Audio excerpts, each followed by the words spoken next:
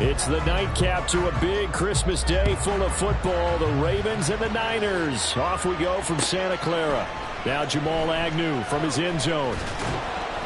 And that decision to bring it out ends up not being a good one. Costs him about 5 yards as he's tackled at the 20. At their own 20-yard line.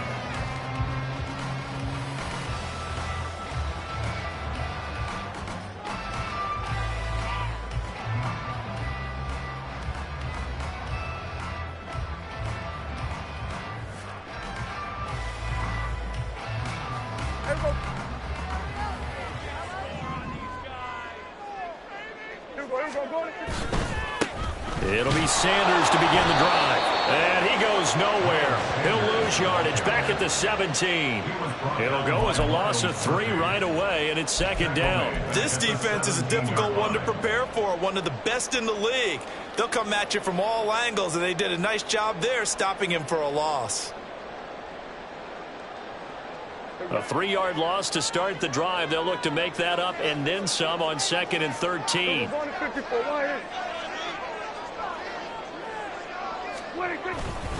They'll go again with Sanders.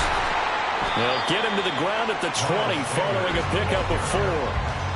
Well, this defense for the Ravens, they were very solid last week in the victory over Baltimore. And what I saw on film was a nearly unstoppable pass rush. 5 sacks last week, plenty of hurries given up. So now what do you do on offense? You just max protect, keep everyone in and run the ball, or maybe just 1 or 2 receiver routes in order to try and keep your quarterback upright. Now a 3rd down throw, but it misses the target, incomplete. That was their first 3rd down try of the game, and clearly something was off in the execution of that play. Good news, they've got a whole game left to clean that up and start clicking on those key 3rd down throws. Wishnowski on to punt as he sends this one away. And this ball is going to be touched out just shy of midfield. The Ravens take over 1st and 10 at the 49ers' 46-yard line.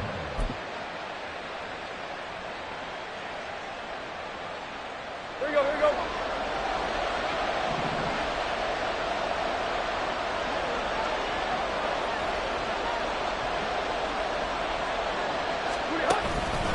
It'll be Joe Mixon, born in nearby Oakley, California. He finds some way to turn this into positive yardage as he struggles forward for a pickup of about 2. Here's a 2nd and 8. At the Niners' 44-yard line.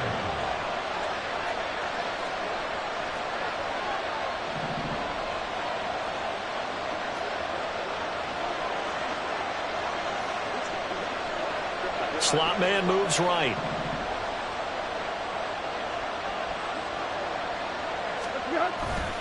Back to Mixon on 2nd down. They follow up the gain of 2 with a gain of 1 that time. You look at this Niner defense. They've been a very good unit against the pass, defending at 5th best in the league. And I'm struggling a little bit trying to really categorize this crew. They're top 10 in the league against the pass, but the bottom half of the league in sacking the quarterback. That doesn't make sense. Imagine if this group ever put pressure on the QB, they'd easily move into the top 5. On 3rd down, Mixon. And he'll be taken down, but he does have 1st down yardage. That one goes for 8 yards. Well, partner, what do you think? Might have been 4-down territory if they didn't pick it up, but... Yeah, it's a moot point now. I was curious, so if they didn't get it there, would they have gone for it? I guess we'll never know. Yeah, we didn't have to make that call, but I have a feeling both of us would have said, go for it. And he's going to take this ahead for right around 3 yards, but no more than that. 2nd down. Yeah, I don't know if it's exactly a win-win, but if you're on offense, you'll take that kind of a run, all right? It was kind of stacked up, found a little bit of yardage, and frankly, they're pretty close to staying on schedule on offense. The playbook is still open for the coordinator. Again, it's Mixon. And he gets this one inside the 15, just a yard or 2 shy of the 10. Now a pause for the injury, and that is as Joe Mixon clearly in some discomfort following that last play. And not what you want to see this late in the season. The medical staff is going to check on him, and we'll step aside for a moment. And the Ravens are going to be set up with a 1st and goal. He couldn't quite reach the chalk, but they'll have it at the 1-yard line. So back-to-back big runs, picking apart this defense on the opening drive. I thought this was a passing league. I thought this was the era we were in where the ball was always in the air, right? They didn't get the memo. And they didn't get the memo, and I know this to be true. Offensive linemen still, to this day, they want to run the football. They want to fire out and hit people across the line of scrimmage, and they're clearing space. Charbonnet will score. Touchdown, Baltimore. So a good job there, Charles, taking advantage of the short field, and they score first, punching it in on the short touchdown run. I love the theme there, right? They didn't have to do anything big on that drive. Took advantage of where they were on the field, took it downfield, put the ball in the end zone. The only thing big on that drive, the 6 on the scoreboard.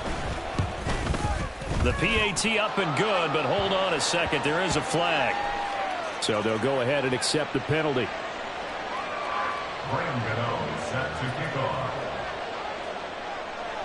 After the roughing penalty on the PAT, they'll kick off from 15 yards further upfield.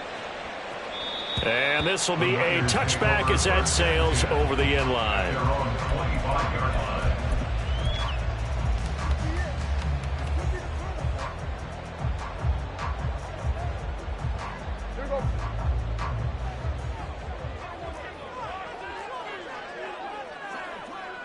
Going to 53. Wait, take. Here we go, going to 54, going to 54. Wait. They start on the ground here at Sanders. And he will lose yardage and be backed up to the 24. Officially, it's a 1-yard loss. That's going to bring up 2nd and 11. You look at this Baltimore defense. They were very good in the win last week against Jacksonville. And the big difference in the game? Their ability to force turnovers. Multiple, in fact. Being able to take the ball away, give it back to their offense, the big difference in the game. It was impressive. Now the question, can they duplicate it? Going to 54. Wait. Prescott now on 2nd down. Oh, that'll be incomplete. Well, he took a shot as he let that go. And it's going to bring up a 3rd down. One of the great coaches said football is really a simple game. Rush theirs, protect yours. And he's talking about those guys throwing the football. In this situation, the rush one, hitting the quarterback and forcing him into an incompletion. An incomplete pass on that last play, and that means they'll need to come up with something here on 3rd down. Now Prescott. That to the sideline, and it's intercepted. Picked off by Marlon Humphrey. So the interception there. And, Charles, I'd imagine that's something you can maybe live with in December, but not come January. And I love how you make the distinction there. You're talking about regular season versus the postseason, the playoffs. Because these guys, they've already clinched a playoff spot, but they know, looking ahead, when they get into the postseason, they've got to take better care of the football because turnovers in that situation, they really become magnified. And down to the 44, 5 yards that time. Well, they're making an effort to get the ground game going tonight. So far, it's working. I like what we're seeing from the offensive line. They seem to have the leverage going, and they're controlling things and reestablishing the line of scrimmage, moving that defensive front backwards. But also like what the runner's giving us, too. It appears that he's been waiting all day long to get out here and take off. That'll wind up a gain of 27 on the catch and run.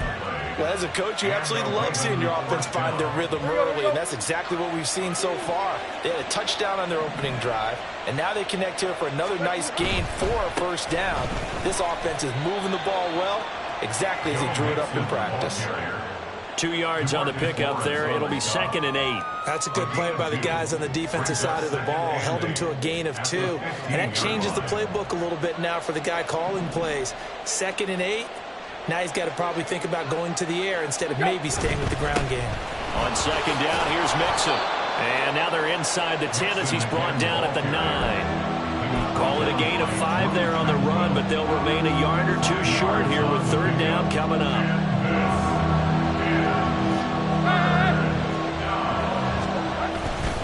They give to Mixon to try to pick it up. He didn't get the touchdown, but he did get the 1st down as he's tackled at the 1. 55 yards rushing for him now as he has gotten the night off to a hot start.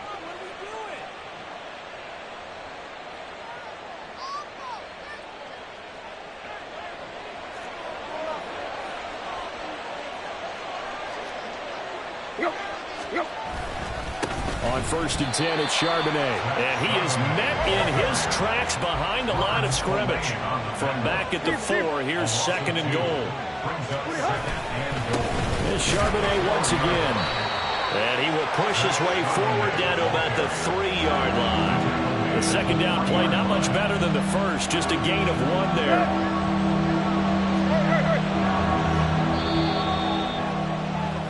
After 1, 7-0 on EA Sports. Ravens 7, 49ers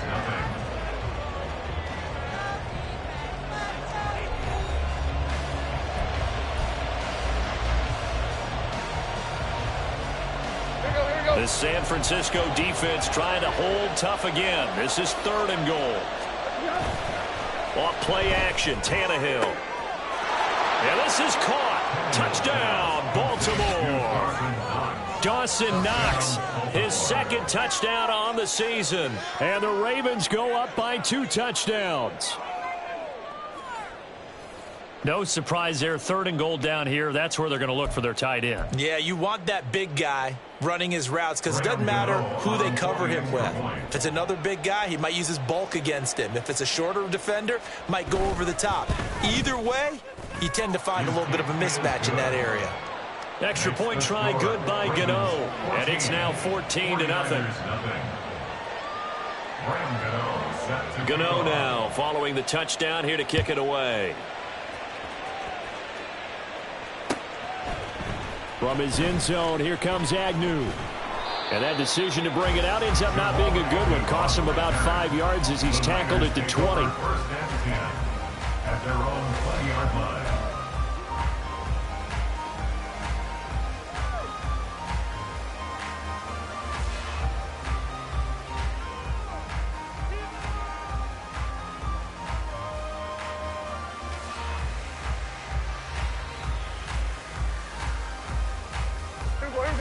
The 49er offense set to get this drive underway. They're still in search of an initial 1st down as they come up here 1st and 10. A short one there to Freiermuth. They'll give him 4 yards there, and that will bring up 2nd down. It's now 2nd and 6 at the 24-yard line. A give running left. It's Sanders. And he tried to bounce it outside, but they'll stop him behind the line. It'll be a loss of a full 3 yards there, and it also brings up 3rd down. Part of the thinking when you bring in extra tight ends, you're hoping that each of your guys gets those one-on-one blocks and creates a crease for your runner. You know what the converse is, though? You've got to win those one-on-one blocks, and when you don't, that's the result you end up with. On 3rd down, it's Prescott. He had a man open, but he missed him, and it's incomplete. Not many boos just yet from this home crowd, but they may